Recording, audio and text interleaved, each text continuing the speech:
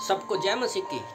मुसीबत में भी खुश रहना, मुसीबत में भी खुश रहना। प्रभु का वचन कहता है रोमियो की किताब अध्याय 12 वचन 12 में कि आशा में आनंदित रहो, क्लेश में स्थिर रहो, प्रार्थना में नित्य लगे रहो।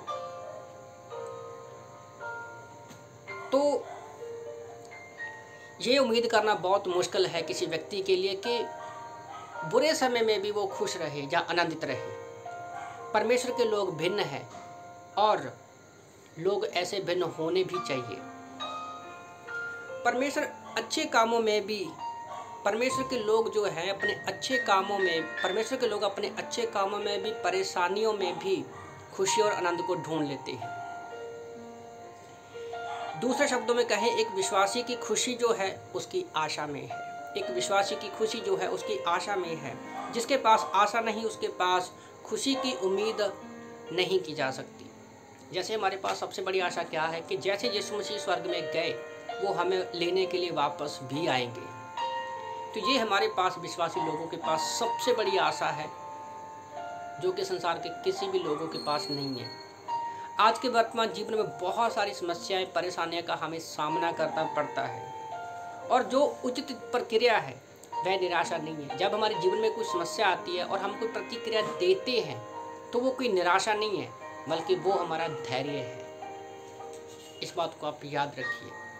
मुसीबत में भी हमें परमेश्वर पर भरोसा रखना है और उसके साथ खड़े रहना है और पवित्र आत्मा की अगुवाई में चलना है।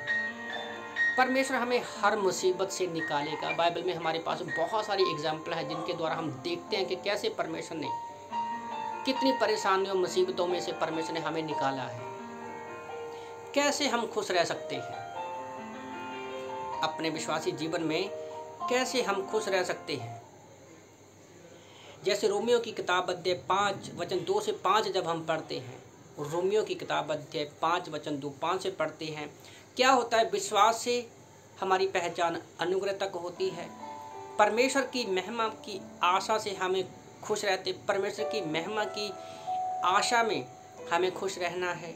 सताओं में खुश रहते हैं तो हमारे अंदर परमेश्वर धीरज पैदा करता है।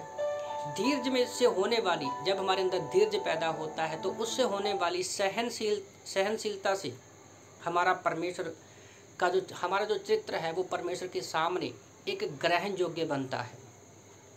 और आशा में हमें, और जो आशा है वो हमें कभी भी निराश नहीं करती, क्योंकि परमेश्वर का पवित्र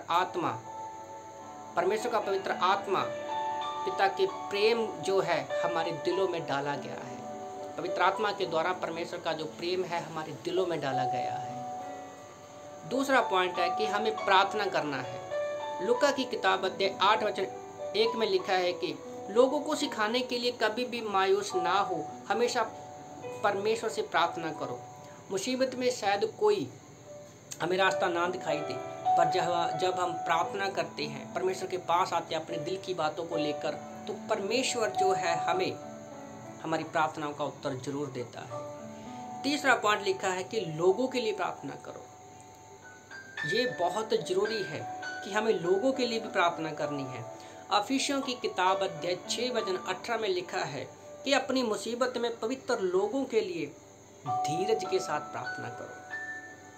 हम अपने लिए तो प्रार्थना करते ही हैं, पर हमें दूसरे लोगों के लिए भी धीरज के साथ प्रार्थना करनी है, यहाँ पर पौलुस लिख रहा है। और चौथा पॉइंट है कि निरंतर प्रार्थना करना। पहले क्या है? हमें प्रार्थना करना है। दूसरा, हमें लोगों के लिए प्रार्थना करना। तीसरा है हमें निरंतर प्रार्थना में लगे रहना है। पहला थेसलोनियों अध्याय 5 वचन 17 के अनुसार।